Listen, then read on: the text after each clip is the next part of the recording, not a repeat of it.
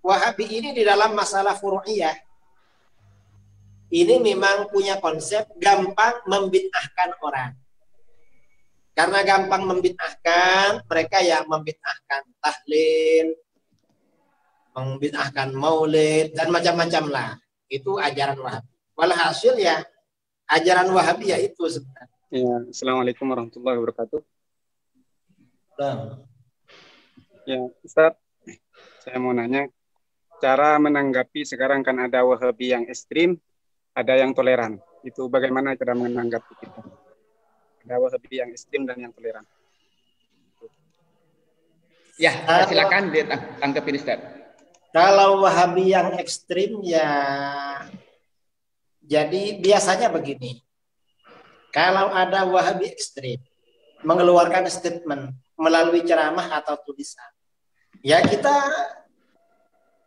sampaikan melalui ceramah juga atau tulisan.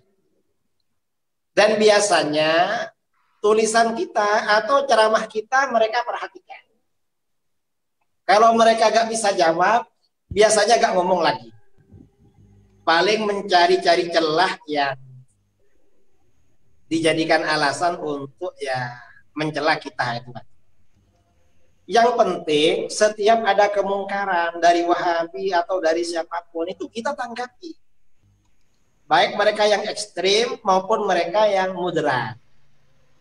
Nah, kalau yang moderat ini malah lebih mudah. Itu biasanya Wahabi yang moderat itu biasanya sudah tidak begitu Wahabi.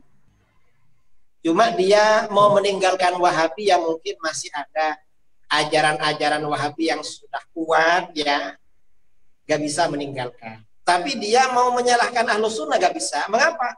Ahlus Sunnah dalilnya kuat. Akhirnya dia ini menjadi Wahabi moderat. Ada yang begitu. Kalau yang Wahabi ekstrem itu Wahabi yang asli biasa, ekstrem gitu. Yang pakai short asli gitu. Ya.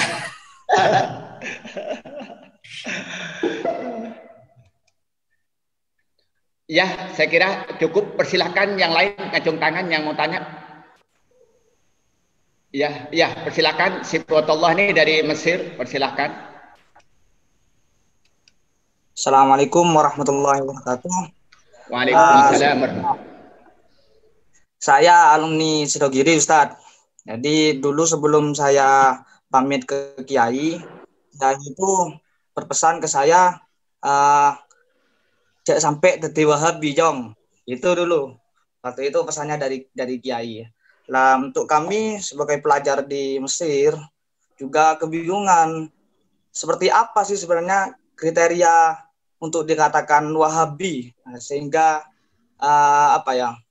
membuat Kiai itu benar-benar melarang kepada kami sebagai alumni juga jangan sampai ikut Wahabi seperti itu, Ustaz. Ya, persilakan ditanggapi, Ustaz. Ya. Jadi masalah kriteria Wahabi itu ajaran intinya yang pertama itu mengikuti konsep tauhid bagi tiga. Tauhid rububiyah, tauhid uluhiyah, tauhid asma wa sifat. Ini prinsip utama ajaran Wahabi. Tauhid rububiyah uluhiyah ini, yang tauhid rububiyah dan uluhiyah itu tujuan itu adalah untuk mensyirikkan dan mengkafirkan umat Islam yang mengamalkan wasilah. Wasilah itu artinya mengamalkan istighatsah, tawassul, tabarruk. Orang yang beristighatsah, bertawassul, bertabarruk, kata Wahabi itu syirik, kafir karena melanggar tauhid uluhiyah. Dia hanya masih bertauhid uluhiyah seperti orang kafir. Ini ajaran pokok Wahabi. Lalu ada tauhid asma wa sifat. Tauhid asma wa sifat ini merupakan konsep mereka untuk berfaham tajsim tentang ayat-ayat mutasyabihat atau hadis-hadis mutasyabihat. Karenanya tauhid asma wa sifat ini sebenarnya kontra terhadap sifat 20. Kalau kita ini tauhidnya sifat 20, kalau Wahabi asma wa sifat. Kalau di dalam masalah ibadah mereka tauhid rububiyah uluhiyah. Kalau kita ya Al-Qur'an dan hadis masalah ibadah. Ini masalah tauhid.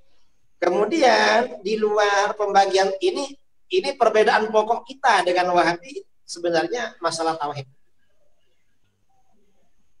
Kemudian selain masalah ini, Wahabi ini di dalam masalah furu'iyah ini memang punya konsep gampang membid'ahkan orang. Karena gampang membid'ahkan, mereka yang membid'ahkan tahlil, membid'ahkan maulid, dan macam-macam lah.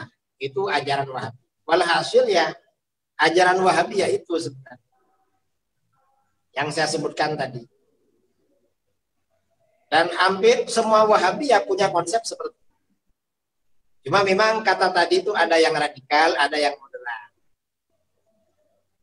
Yang moderat itu biasanya sudah banyak meneliti dalil-dalil ahlu sunnah. Itu biasanya agak moderat. Kalau yang radikal itu gak mau dengar biasanya. Saya rasa itu.